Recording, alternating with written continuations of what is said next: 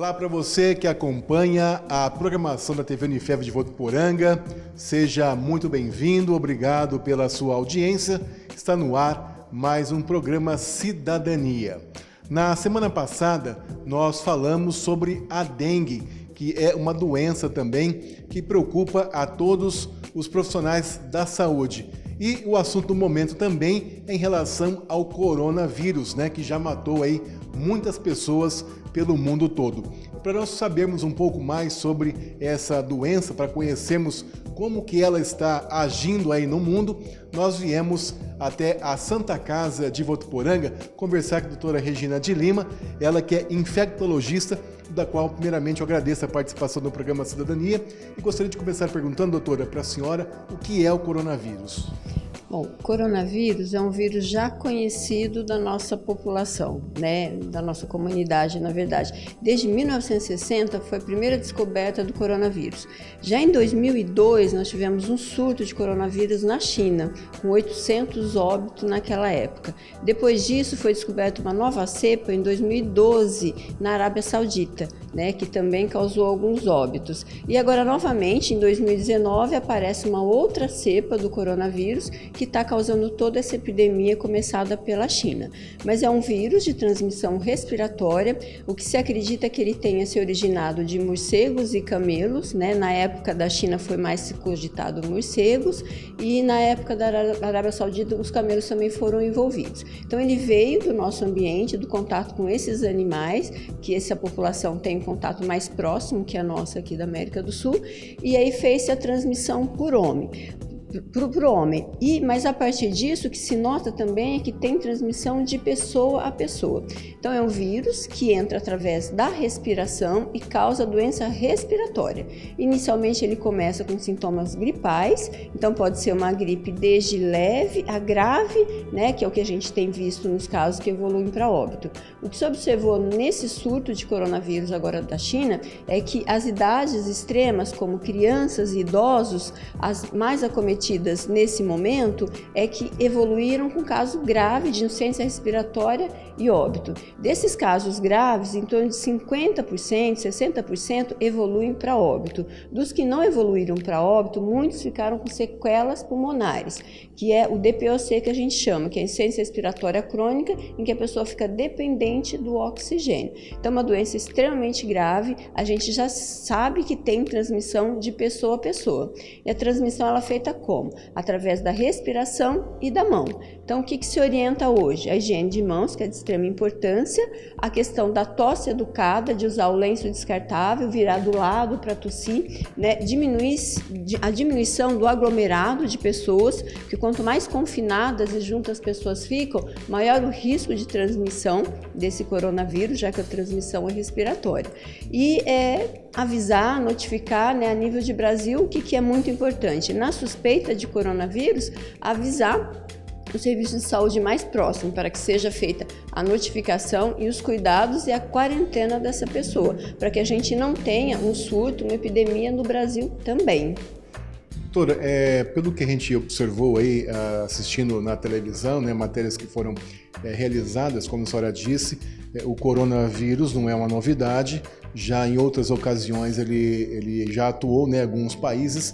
E por que pelo estudo, pelas observações que têm sido feitas recentemente, agora o índice de mortalidade dele é menor em relação aos outros? Qual que é a diferença desse vírus que está circulando atualmente dos demais que já circularam e mataram muito mais pessoas? Nós tivemos dois vírus que causaram epidemias importantes. De 2002, que foi o SARS, na China, e a de 2012, da Arábia Saudita, que foi chamado MERS. O que se observou que nessa primeira epidemia do SARS, ele era muito similar ao que a gente está tendo agora. Pegava mais pacientes imunocomprometidos, com baixa resistência, que evoluíam para óbito. Já o MERS, ele era um pouquinho mais agressivo nesse sentido de agressividade de mortalidade. Mas todos eles foram autolimitados, não foi um surto que se disseminou de uma forma tão avassaladora como a gente está vendo esse Covid-19, que também está sendo chamado de SARS-CoV-2. E a gente lembra, na situação que nós estamos vivendo hoje, daquela época da gripe, chamada gripe suína, que eram mais ou menos os mesmos sintomas e mais ou menos as mesmas orientações, principalmente o uso do álcool gel, lavar as mãos, então continuam esses cuidados. Continuam esses cuidados. A gripe suína, como você falou, a gente já teve a gripe espanhola. Então, assim, eventualmente o mundo passa por algumas epidemias de exposição a vírus que ainda a gente não foi experimentado. E aí, após o contato, esses vírus têm esse caráter de epidemia, de pandemia, como a gente já está vendo, e a gente tem que retomar os cuidados básicos mesmo, que é a higiene de mãos, a tosse educada, higiene do nosso meio ambiente, evitar aglomerações, né? Ter uma boa alimentação, uma boa hidratação para que esse corpo tenha uma boa resposta imune frente à infecção. E hoje fica difícil falarmos, o Brasil hoje tem tantos casos, porque a gente sabe que daqui 1 minuto pode ser que isso mude totalmente, né? O último dado que nós sabemos até o momento dessa gravação é que o Ministério da Saúde divulgou aí 30 casos positivos, inclusive um caso de uma mulher que mora no Distrito Federal, que está em estado grave. Gostaria que a senhora falasse sobre essa questão do medo que as pessoas têm de morrer, se esses casos graves com morte, a tendência é maior somente para pessoas com doenças crônicas, como pessoas idosas, ou se a orientação das pessoas é não ficarem no pânico, né? Porque essas doenças a gente já pensa logo de imediato, né? É doença para matar a gente. Realmente, assim, é mais para o paciente imunocomprometido, os idosos e as crianças. Esses são o fator de risco maior para os casos graves. E realmente os casos graves têm uma letalidade, uma mortalidade bastante elevada. Mas a gente não sabe exatamente como vai ser o comportamento desse vírus aqui no nosso clima tropical. O que se acredita é que a gente tem alguns casos sim, mas espera-se que não seja tão graves quanto foi na China, que eles têm um inverno rigoroso e uma aglomeração de população muito intensa em todos os setores, desde escola ao trabalho. Bom, agora uma pergunta específica para a senhora como infectologista. Orienta-se a questão da lavagem das mãos e do uso do álcool gel. Então eu estou aqui no banheiro, lavei minhas mãos, peguei um papel, a toalha para poder fechar a torneira, já que muitas pessoas não têm aquela torneira automática. Tá, vou sair do banheiro, passei o álcool gel, vou sair do banheiro. Pego na maçaneta da porta, às vezes pode estar contaminada. E aí, esse álcool gel que eu tenho na mão vai me proteger se a maçaneta estiver contaminada, por exemplo? Que fica essa dúvida, né? Você usa o álcool gel, depois de repente você coloca a mão em algum lugar contaminado. O álcool gel ele tem efeito imediato, então a partir do momento que eu usei, ele fez a desinfecção. Eu coloquei a mão em outro lugar, eu me reinfectei. Então, é higiene o tempo todo, mas o que a gente tem que prestar atenção? Essa higiene ela é muito importante antes de alimentação, antes de contato com os pacientes. A nível de hospital, isso é de extrema importância. Eu vou manusear qualquer coisa do paciente, eu faço higiene antes e depois. Né? Saí daquele ambiente, toquei na maçaneta, já me recolonizei de novo. Mas aí eu vou para um próximo procedimento, higiene de mãos. Então, é sempre o tempo todo fazendo higiene de mãos. Então, ela só age ali no momento. Depois que eu toquei numa próxima superfície, eu já me recontaminei. Daí é levar no bolso e fazer o momento todo que a gente tiver qualquer procedimento mesmo. Tem que virar um hábito contínuo. Tem que virar um hábito contínuo. E higiene de mãos também. Lavar com água e sabão também é muito importante, né? Então, na ausência do álcool gel, uma pia com água e sabão é importante. O que a gente frisa bastante é que, assim, antes das alimentações é água e sabão, não é álcool gel. Banheiro é água e sabão, não é álcool gel. Tá? Então isso é muito importante. Álcool gel é para aquele momento que eu não tenha água e sabão disponível e que eu não tenha sujidade na mão, porque se eu também tiver sujidade na mão, é água e sabão. O álcool gel não vai ter efeito numa mão suja. No caso do sabonete, por exemplo, tanto faz aquele sabonete que a gente compra, o normal no supermercado, né? Aqueles sabonetes quadradinhos, por exemplo, ou o sabonete líquido é a mesma coisa? É a mesma coisa. O sabonete líquido ele tem a vantagem de não formar nenhuma colonização, porque você usa e ele já sai. Agora o sabonete em barra, dependendo do recipiente, você pode deixar um caldo ali de sujidade de bactéria. Então a complicação da barra seria essa. O local que você está colocando ele tem que ser mantido seco. Então por isso o líquido ele é um pouco melhor. E sem nenhum bactericida, sem nenhum produto. É álcool, é sabão neutro. Tá. Uma outra pergunta, doutora, que já foi divulgado que houve um caso de um cachorro que pegou essa doença na China, A senhora falou a questão dos animais no início do nosso bate-papo. Há algum relato do ser humano poder transmitir para um cachorro ou vice-versa? Ainda não tem nada cientificamente provado, que tem esse relato que você citou, que realmente foi isolado em um cachorro de uma paciente portadora. Mas como é feita essa transmissão de animal para homem, ainda não tem nenhum relato científico. Questão da máscara. Diz que a máscara com 3 horas ela perde o efeito, tem que ser trocada. Ela realmente ajuda a prevenir? Esse vírus não pode entrar por alguma frestinha? Como é que é a eficiência da máscara? A máscara, essa máscara comum, ela realmente é eficiente. Ela só perde essa eficiência de 2 a 4 horas porque você vai tossindo, falando, ela vai se umedecer, né? E tem uma superfície de contato úmida que pode o vírus aderir ali. Mas ela é 100% de proteção, sim. E a senhora, como especialista, né, infectologista, como é que a senhora prevê isso? Que isso já temos casos suspeitos aqui na região. A senhora acha que logo teremos aí casos positivos, inclusive chegando em Votuporanga? Com certeza, né? Porque as pessoas viajam, elas têm contato, então a gente vai ter. O que é importante? É fazer um diagnóstico precoce para que esses casos não se disseminem e a gente tenha uma epidemia no nosso município. E é uma doença que, apesar, como nós já dissemos, muitas pessoas acabam entrando em pânico, mas não há motivo para isso, né? Porque o que a gente tem que fazer, como a senhora disse o tempo todo, é se prevenir, lavar as mãos, usar o álcool gel. Exatamente, assim, é o tratamento de prevenção. Então, se eu tiver uma prevenção adequada, eu tiver contato com o vírus, né, eu não vou estar tão exposta e com infecção. Bem, doutora, outra dúvida que as pessoas têm, algumas pessoas orientam a fazer isso deve ser feito ou não? Passar álcool gel no celular, no notebook, no computador, na mesa, seja lá onde você for tocar. É necessário isso? Isso realmente resolve, ajuda? O álcool gel ele vem para as mãos, né? Para esses outros objetos, o álcool líquido é mais eficaz do que o gel. O gel ele tem esse gel que é para hidratar a mão e o aparelho celular, a mesa, a gente não precisa hidratar, tá? Então o álcool líquido é bem melhor para esses casos. Falando ainda do álcool gel, tem que realmente ser os 70% ou qualquer um deles está valendo? 70% ele é melhor, porque ele é para patologias mesmo, para o vírus e para a bactéria. O outro ele evapora muito rápido, o de 70% ele tem uma ação mais eficaz. Que recomendação específica a senhora dá para as mães, para os responsáveis em relação aos bebês e às crianças? Higiene de mãos o tempo todo e evitar aglomerações, né? Festas, parques, shoppings, né? No momento a gente está numa situação muito tranquila, né? Mas se esse vírus chegar com essa força que a gente está vendo, que chegou na Itália, na Alemanha, em toda a Europa, a gente vai ter que rever alguns costumes e hábitos nesse momento até que a coisa fique controlada.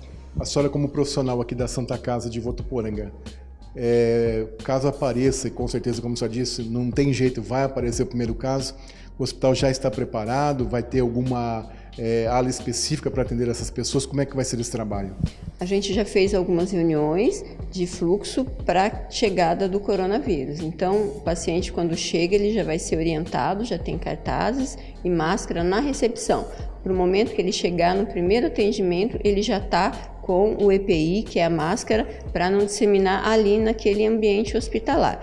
E uma vez que o paciente não tiver gravidade, ele vai ser liberado e o tratamento vai ser domiciliar, com isolamento domiciliar. Se enquadrar em caso grave, ele vai ser internado em quarto de isolamento e UTI de isolamento se for necessário. Quem porventura tiver com algum sintoma deve já de imediato procurar uma unidade de saúde, um hospital, ou deve ficar em casa, esperar ver se evolui? Qual é a orientação da senhora? É procurar uma assistência médica, porque você não sabe a evolução e o quadro clínico, né? A pessoa que não é da saúde, ela não tem essa noção da gravidade. Então, ela tem que procurar um estabelecimento de saúde mais próximo, né? Contando a sua história, o seu contato, se viajou, se não viajou, que ele é um caso suspeito, um caso provável, para que as medidas sejam feitas. A notificação seja feita, a coleta do exame seja feita em tempo oportuno para se fazer o diagnóstico e diminuir a disseminação do corona. Para finalizarmos, gostaria que só deixasse uma mensagem, um recado para as pessoas que estão nos assistindo, para que elas possam ficar mais tranquilas. Que as pessoas façam higiene de mãos, tenham uma tosse educada e, na primeira suspeita, se tiver contato com algum caso suspeito, procurar um estabelecimento de saúde. Lembrando que os suspeitos são as pessoas que viajaram em países de transmissão ou que tiveram contato com alguém suspeito do coronavírus. Tá certo. Doutora, mais uma vez, muito obrigado pela sua participação no programa Cidadania. Com certeza, essa aula importante vai ajudar muitas pessoas a tirarem muitas dúvidas. Muito obrigado. Eu agradeço a todos. Obrigado. Está aí a doutora Regina, né? Ela que é infectologista aqui da Santa Casa de Votuporanga, nos orientando, nos passando informações importantes sobre o coronavírus. Nós vamos para um rápido intervalo e daqui a pouquinho a gente volta com o programa Cidadania falando mais de coronavírus. Não saia daí, o intervalo é bem rápido e eu aguardo você. Até já.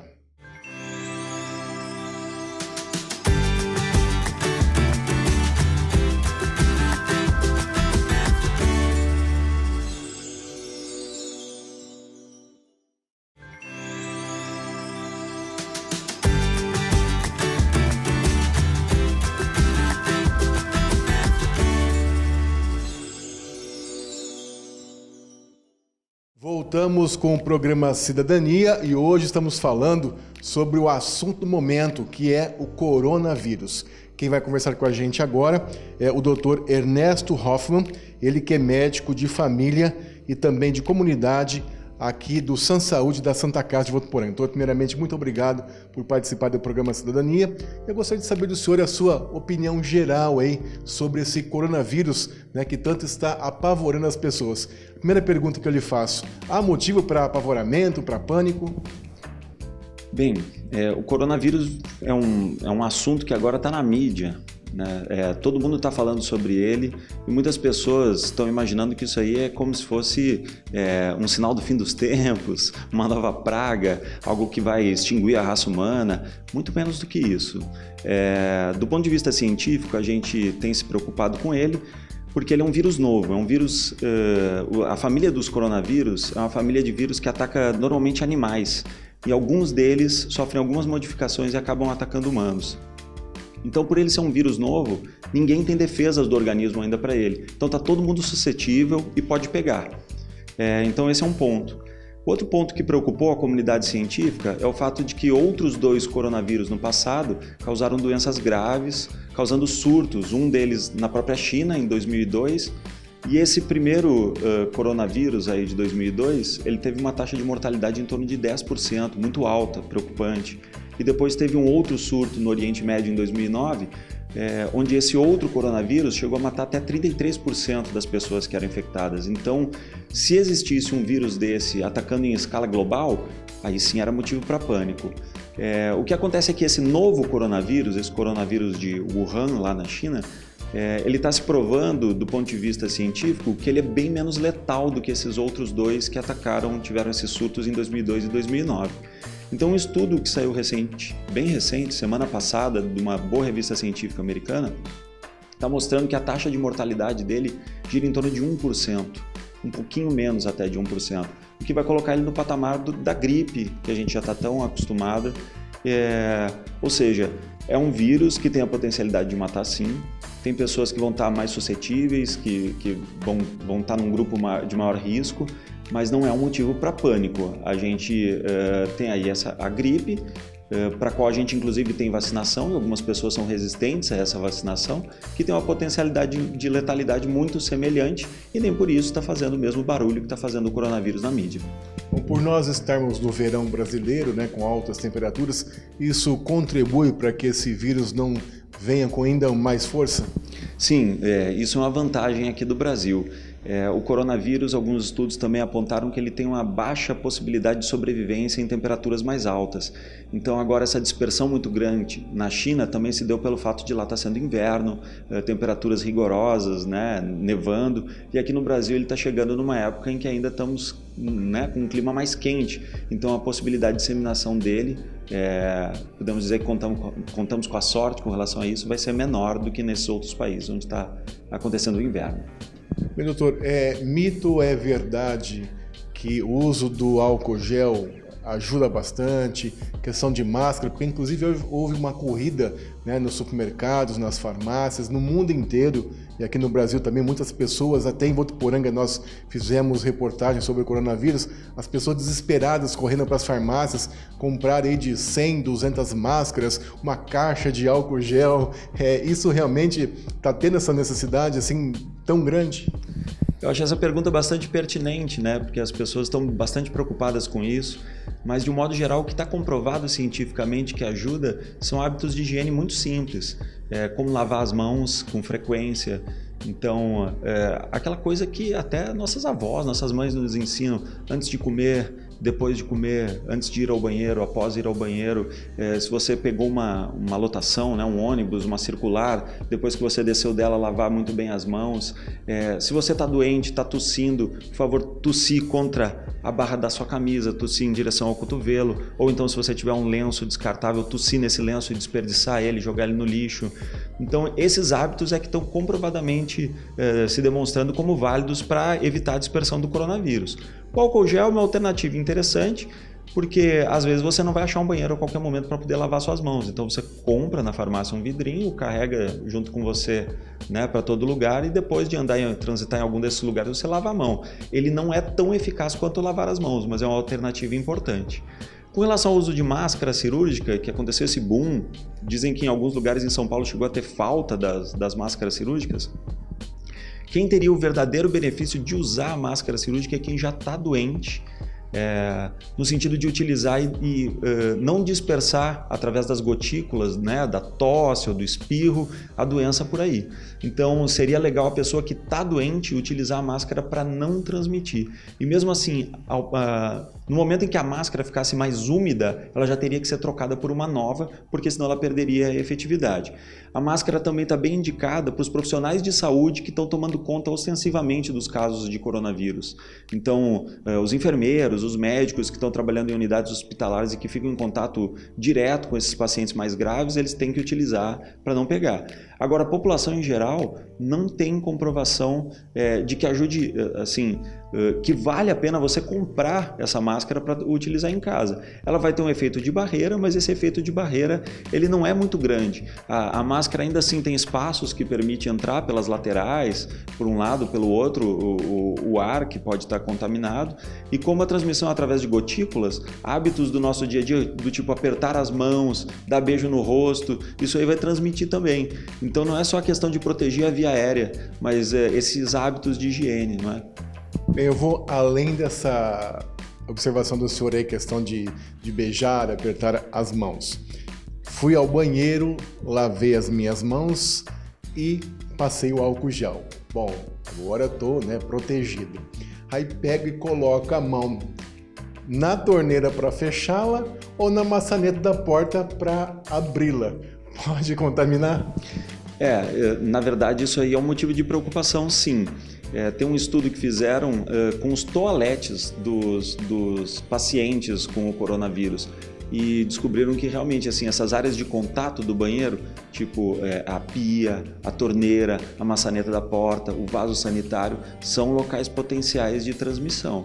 Então, o ideal era que a gente pudesse não tocar, né? Bem difícil. Bem difícil como fazer isso. Mas a gente nota que em vários estabelecimentos já tem assim, locais que você consegue ter acesso ao álcool gel no corredor, por exemplo, do estabelecimento. Então, talvez seja legal, você foi lá no banheiro, se higienizou, lavou a mão, depois que você saiu, se achar um pontozinho desse que tem o álcool gel, dá uma passadinha a mais para garantir. Tá certo. Doutor, devemos aí passar álcool gel, algum outro produto no nosso celular, no notebook, na mesa de trabalho? Eu acho que a questão não é mudar a rotina de higiene que a gente já tem, sabe? Talvez o que não seja interessante é compartilhar essas coisas. A gente sabe que a gente hoje em dia está com o celular à mão todos os dias, o celular é um local bastante sujo, tem estudos que comprovam que ele realmente acumula muitos germes, então o celular é de uso seu. Você está, né, quer mostrar alguma coisa para um colega, mostra a distância, não fica agora nesse momento onde tem essa questão de uma transmissão de uma doença nova, não fica dando para a pessoa segurar na mão, essa questão dos apertos de mão também, Legal, ninguém vai ser mal educado, mas depois disso lembrar de lavar a mão, certo? Quando tiver alguma pessoa doente, né, com um quadro semelhante a uma síndrome gripal, resfriado, nariz escorrendo, tossindo, não tem necessidade de ficar apertando muito essa pessoa, chegando muito próximo. Então, tem sido apontado que se você está num lugar onde tem pessoas estranhas e que estão com síndromes gripais, estão com esses sinais, esses sintomas que a gente não vai saber se é resfriado, se é gripe, se é coronavírus, manter uma distância de mais ou menos uns 2 metros dessas pessoas para evitar evitar o contágio. Tá certo. Nosso tempo já está chegando ao final e eu gostaria de encerrarmos a sua participação no programa, o senhor nos ensinando a forma correta de lavar as mãos. Mas antes disso, rapidamente, gostaria, por favor, que o senhor deixasse um recado, uma orientação geral para a população. Gente, nós estamos vivendo esse novo vírus, realmente a gente tem muita apreensão a respeito dele, mas é muito importante a gente lembrar que a gente está tendo um surto de dengue aqui na nossa cidade, é um surto que não é só em Votuporanga, é o maior surto de dengue da história da América Latina. Então, ok, o coronavírus é um motivo de preocupação, vamos tomar as medidas necessárias, mas vamos limpar o nosso quintal também, vamos lembrar dessa doença que está causando muitos casos aqui em Votuporanga, alguns mais leves, outros mais graves. Então é muito importante a gente não descuidar dessas doenças novas, mas lembrar das que já estão aqui. Na época da vacinação da gripe, tomar a vacina da gripe também e tomar os mesmos cuidados de higiene para evitar a gripe. Com relação à higienização das mãos, se eu puder me afastar só um pouco para demonstrar, a gente vai lavar as mãos colocando o sabonete ou sabonete líquido nas mãos e a gente vai esfregar uma mão na outra. É muito importante também lavar entre os dedos, a gente ter o hábito de higienizar entre cada um dos dedos, e as unhas também tem que estar muito bem limpas, então de preferência a gente puder dar uma esfregada na parte embaixo das unhas, tá? E manter elas sempre cortadas muito rentes para a gente evitar essas infecções. Basicamente é isso, não é muito diferente do que a gente já faz no dia a dia, é só ter o hábito de manter e continuar fazendo isso. Tá certo. Doutor, olha, mais uma vez, muito obrigado por ter nos recebido, passado essas orientações super importantes que com certeza vai ajudar muitas pessoas que estão lhe assistindo. E fica aqui então nosso agradecimento pela sua participação no programa Cidadania. Muito obrigado.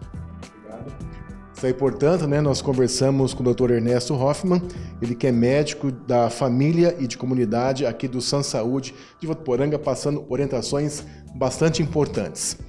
E nós chegamos ao final de mais um programa Cidadania. Quero agradecer a sua audiência, a sua companhia e eu te aguardo no próximo programa com mais um tema do seu interesse aqui no Cidadania. Obrigado e até lá!